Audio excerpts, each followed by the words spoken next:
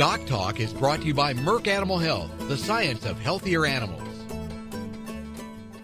Hi there and welcome to DocTalk. We're sure glad you joined us today. We're going to have a great show. We're going to talk about pink eye in cattle.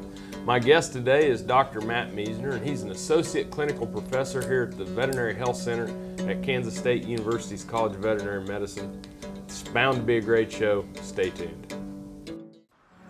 As dependable as the sunrise, in dairy parlors, open pastures, on ranches and feed yards across America, a place where reputation is more than a name, where the science of healthier animals is a way of life. It's the responsibility that drives who we are and what we do. Every decision, every day. It's your livelihood and our responsibility. Closed caption brought to you by AgriLabs, the perfect pairing of performance and value.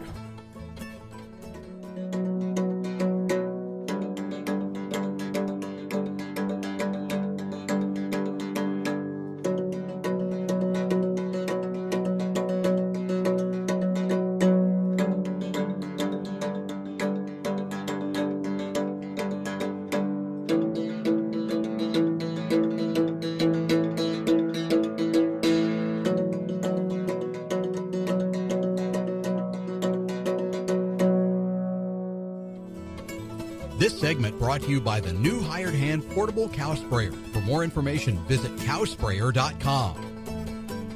Matt, welcome to the show. Glad to be here again. Well, it's always a pleasure to have you here. And folks, Dr. Matt Meisner is a associate clinical professor here at the Veterinary Health Center, and he is boarded in large animal internal medicine. And Matt, we're going to talk about something that's very common in cattle. It's something we see every summer, pink eye. Right. And let's start out discussing, what are some of the things that causes pink eye? Sure, that's kind of, as we discussed before, it's kind of becoming a hot topic about this time of year is pink eyes and problems with cattle in their eye.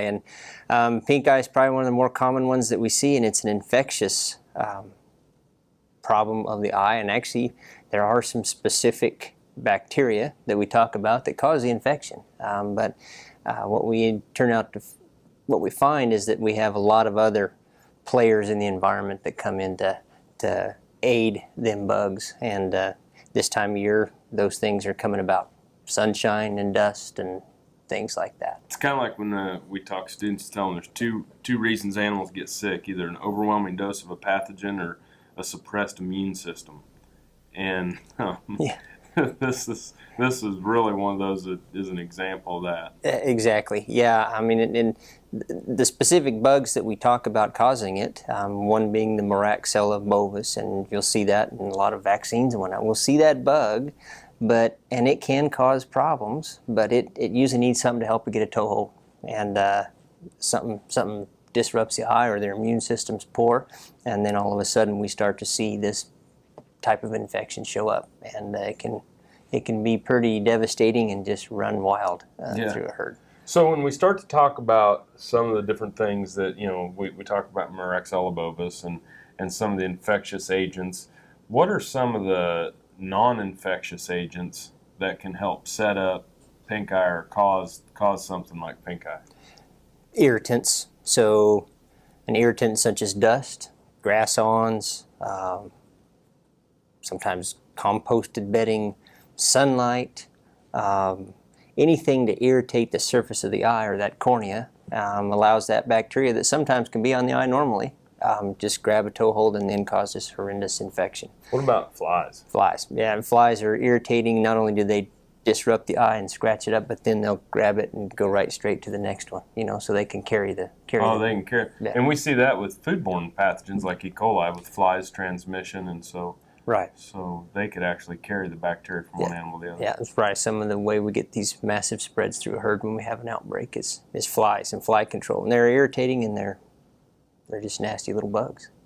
Yeah. Well, I think it's important to understand the bugs. I think it's important to understand the irritants. When we come back from the break, let's jump in and start talking about how we diagnose some of these problems and move forward with pink eye. Great. You're watching Doc Talk. We're glad you joined us. We'll be back in a moment. This hog is head over hoof for meal made from U.S. soybeans. Now, one hog isn't that impressive, but suppose we add another, and another, and another. Before long, you've got billions of hungry customers around the world all clamoring for the same thing. Our soybeans. Learn more about the billion-dollar appetite of animal agriculture at BeyondTheElevator.com. Brought to you by America's soybean farmers and their checkoff.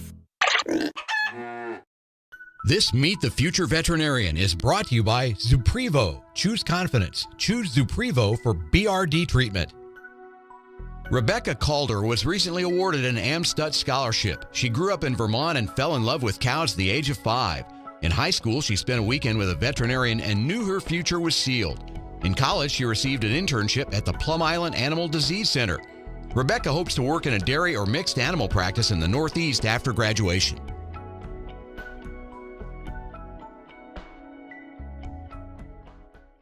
Some call it a come-from-behind victory, an unlikely win, a reversal of fortune, snatching victory from the jaws of defeat. This is our moment, our victory dance, because we choose confidence. We choose Zuprevo for BRD treatment. Ask your veterinarian to prescribe Zuprevo. Zuprevo is a fast-acting, long-lasting BRD treatment that you can count on to get the job done. Choose confidence. Choose Zuprevo from Merck Animal Health.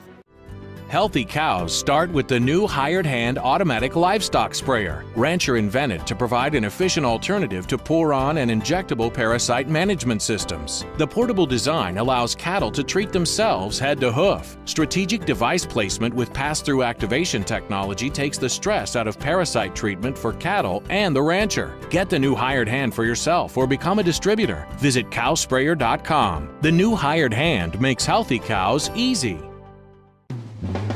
Hi, I'm Kevin Ochsner, host of NCBA's Cattleman to Cattleman and Colorado Rancher. Join me each week as the National Cattlemen's Beef Association brings you the latest updates in industry information and market news. Plus, each week we provide important educational information and features on cattlemen from across the country just like you. And we can't forget our favorite cowboy poet, Baxter Black. Join me for NCBA's Cattleman to Cattleman, debuting Tuesday nights at 8:30 Eastern, right here on RFD TV. Valley Vet Supply is devoted to providing information and professional quality products at reasonable prices. Valley Vet Supply.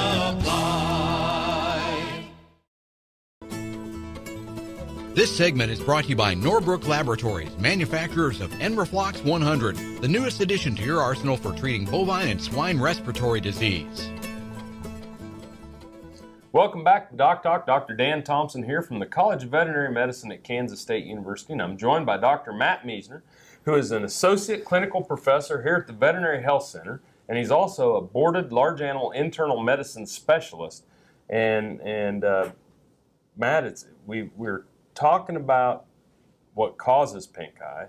Now let's get back to, and a lot of people can diagnose or have seen pink eye cases, but let's go through what you see as kind of the clinical signs first of pink eye and different levels of severity.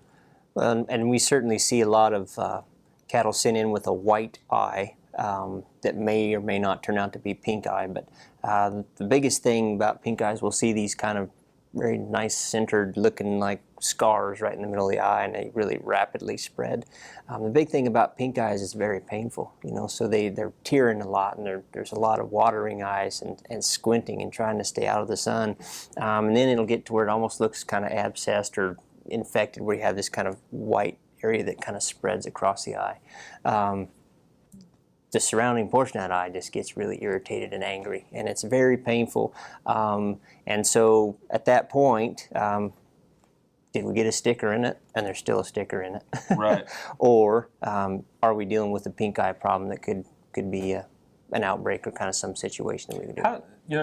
You see how these cases can manifest, and some of them get a little bitty scar, and some of them get that pop eye, and how is there anything to the severity? Is it more of a calf by calf situation, or I think you get back to where we talked about before. We get overwhelming dose and individual immune system, and so a lot of their immunity to fight this thing off is in their tears, and some have a more specific immunity to that bug, and these bugs can change rapidly even within an outbreak, to where that immunity that's on that individual calf may not be totally effective, and so we'll see some of them that just have massive infections, and others seem to be status quo for a little bit longer, but. Yeah, there's quite a bit of individual variation. And we always recommend people work with their local practitioner. What are some of the things practitioners might do to get a better diagnosis of what's going on? Maybe, of course, we do the clinical exam and the physical exam, but what are some things diagnostically that we might do? Well, if we're looking for a specific bug, they can culture it. We can take swabs, we can send them to the diagnostic lab, and they can tell us what bacteria, what bug is there, and is it one of these that are pink eye bugs. But I always tell people too to really, every single one that we swab, take your finger and sweep it through the back of the eye and look for grass-ons. Yeah.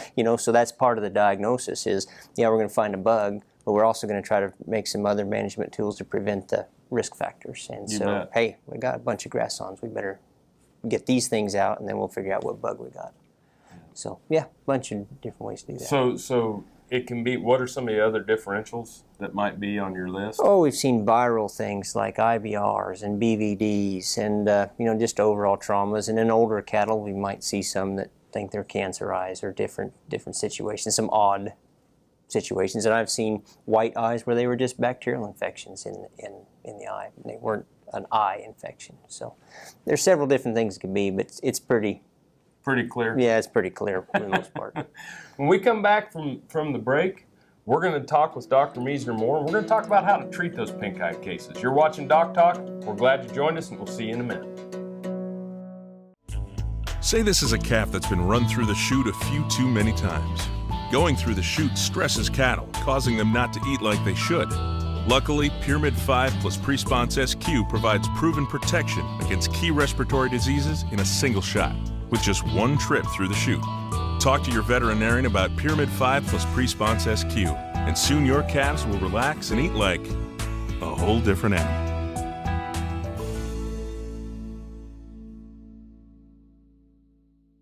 Hello friends, I'm Ernie Rodina. And I'm Dawn Dawson with the Better Horses Radio Show. For over 9 years, we've been bringing the Better Horses Radio Show to markets all across the Midwest. We talk about God, lots about horses. We talk about cows, we talk about horse health, we talk to top trainers, and we even talk about Roy Rogers. We're having a blast with Better Horses Radio Show and would love to take it to a market near you. So visit our website at betterhorsesradio.com and let us or your local radio station know you'd like to hear it in your area. The Better Horses Radio Show is unbelievable.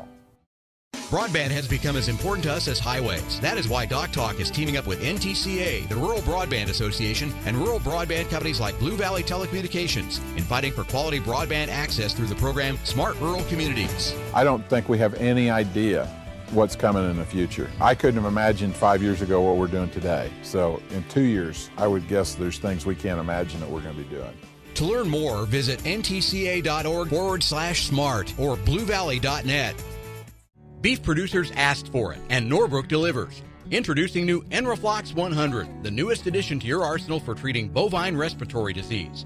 Enroflox 100 is an FDA-approved, ready-to-use injectable antimicrobial solution to treat BRD associated with Mannheimia hemolytica, Pasteurella multacida, and Histophilus somni in beef and non-lactating dairy cattle. Administered SQ as a multiple-day therapy. Consult with your veterinarian today about Enroflox 100, the new choice. TrueTest Group, weighing systems, electronic identification EID, electric fencing, and dairy automation systems help farmers and ranchers around the world manage the performance of their livestock for ultimate profitability.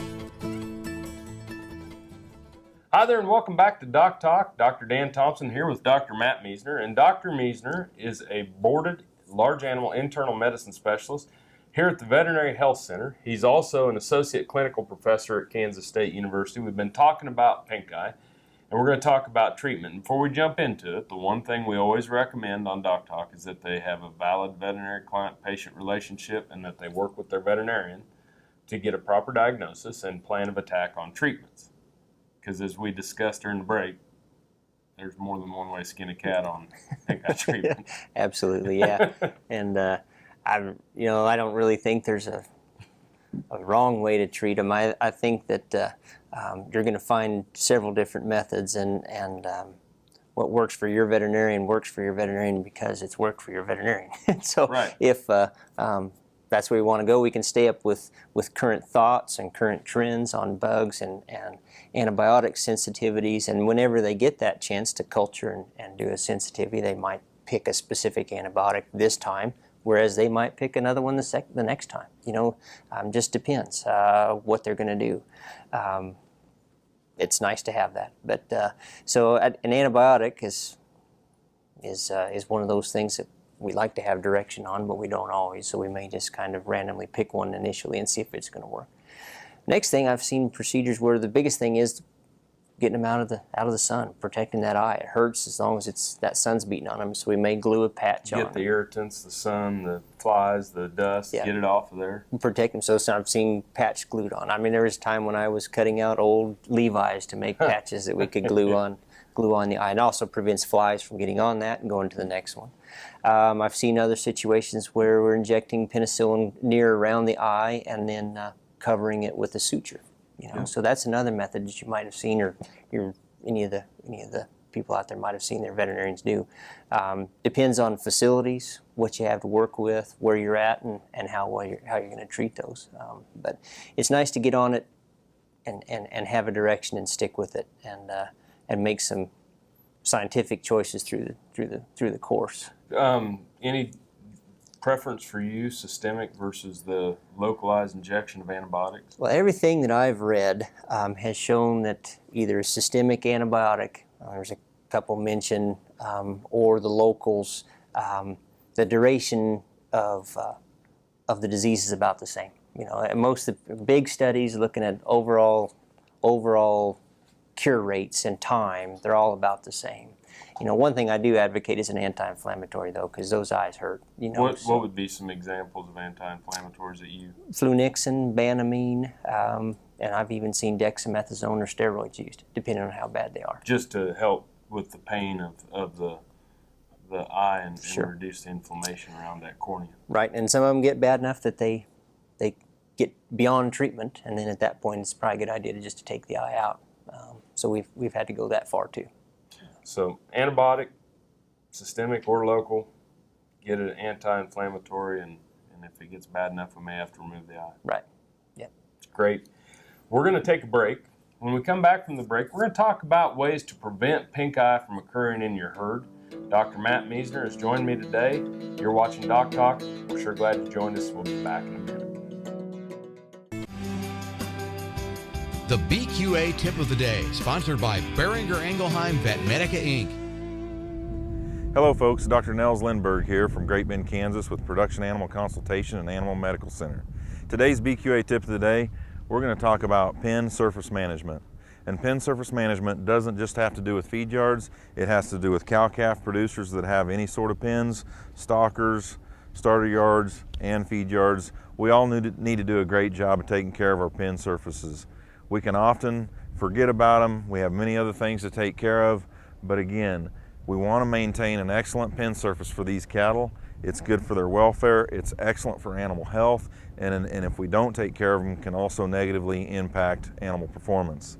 We must groom these pens periodically. Pen populations, how often cattle are in them, will often dictate that. Bedding cattle will dictate that. If we're feeding them big round bales and pens, will dictate that. But again, we want to have a clean, dry pen surface for these cattle. Whether it's a cow-calf herd and baby calves, feeder cattle, stalker cattle, whatever it may be.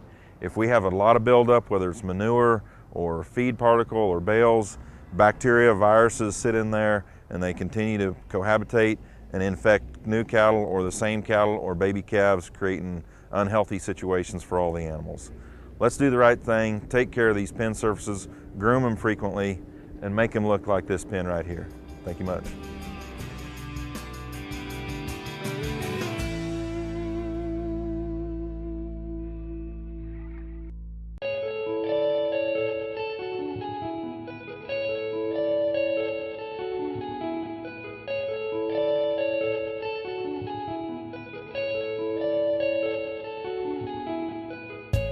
It must be an inherited trait because I have never wanted to do anything other than be in the cattle business.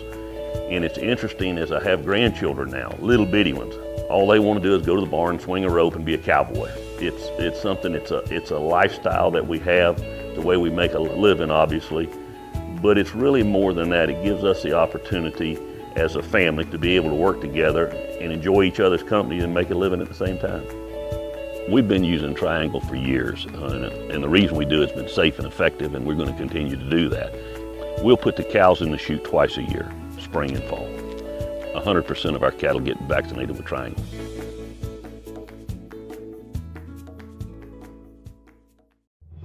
No matter where, no matter why, the Veterinary Health Center at Kansas State University is committed to providing quality patient care to animals and exceptional customer service to their owners. From routine checkups to emergency and specialty care, our world-renowned specialists and experienced professionals are here to discover, to teach, and to heal. Let us know. How can I help? How can we help? Working your cattle just got easier. Introducing the new VetGun delivery system, a new way to apply topical insecticides to your cattle. The VetGun lets you remotely treat cattle with effective parasite control, so you can do it just walking among the herd. It's that simple. The proven topical insecticide AML VetCap is used with the VetGun.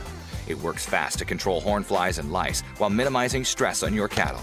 Fast, easy, effective. VetGun. Check with your animal health supplier for availability. This segment is brought to you by the Beef Quality Assurance Program and the Kansas Beef Council, improving animal care and beef safety for more than 20 years. Hi there, folks. Welcome back to DocTalk. Dr. Dan Thompson here with Dr. Matt Meisner from the Veterinary Health Center. He's a boarded large animal internal medicine specialist, and he is an associate clinical professor. And we have been talking about pink eye, and it's something that happens in all the cow herds, and we've gone through the causes, the bugs, the ways to diagnose it, treatments, and now we're going to talk about prevention. And I told Matt during the break, I said, we better start out with vaccine because that's the one everybody's going to want to know about right off the bat. And what are some of the general thoughts or opinions on vaccinations? I think that the general thoughts is, they wouldn't be there if they didn't have some benefit. And I believe they do. And then there's also the vaccines we have that we can culture that bug. You can send it into a lab and have that bug made into a vaccine, meaning an autogenous vaccine. And I've heard all of those used. And then on my side, I kind of look at the evidence and try to figure out, is it a cure-all? No, it's one of these bugs that can change so readily within an outbreak from year to year, from herd to herd. There's a couple of different bugs that they're actually questioning now. So it's pretty wide. It can help. I think what we've pretty much consensus is if you use your vaccine and it's not really cutting the mustard, you might spend more of that money on some other preventive measures, which we get into secondly. But the vaccines, they're there. They're a good tool. Use them if they're not working. We need to kind of focus on the other 5 or 6 different problems that might make a little bigger difference. Because treatment is a nightmare. It's one of those, when you get into a big mess, it is a lot of labor and a lot of work and a lot of frustration. So prevention is the big key here. What are some of the other, we talked about the irritants. What are some of the other things that we might do to kind of prevent? Sure. So, the irritants being grass-awns and dust. So we can limit dust by, if we have the ability to keep moisture on the ground in pens. We can mow the seed heads off the pastures to limit all the grass-awns that could get in there and irritate the eye. We can have shades just to keep that under control. UV light, fly tags, different things, fly preventions. Those are huge. And if we can get all those added up in an efficient way, I think we can limit it a lot. I have clients that will start mowing pastures here to limit their exposure and kind of irritants for pink eye. They've had it in the past, and that's one thing that works to limit it. And so, well, I've even seen some deals on fly control that'll be coming out. That fly control delivered in a paintball gun. Oh, yeah. Yeah. So that'd be cool. Could be kind of fun that way to get rid of flies in here. You know, and then lastly, I think good nutrition. You know, good strong nutrition, keep them healthy, keep their immune system going. You know, trace minerals and overall energy. I think we'll keep them healthy. Well, appreciate you being here today. Sure. Appreciate you joining us too. If you want to know more about what Dr. Meisner and I do here at the College of Veterinary Medicine at Kansas State University, you can find us on the web at www.vet.ksu.edu. And remember, we always recommend that you work with your local practitioner. You've been watching DocTalk today. We've been talking about pink eye. We're really glad you joined us. I'm Dr. Dan Thompson here from the College of Veterinary Medicine at Kansas State University. I'll see you down the road. Closed caption brought to you by AgriLabs, the perfect pairing of performance and value. For more information about this program or previous programs, go to DocTalkTV.com. DocTalk was brought to you by Merck Animal Health, the science of healthier animals.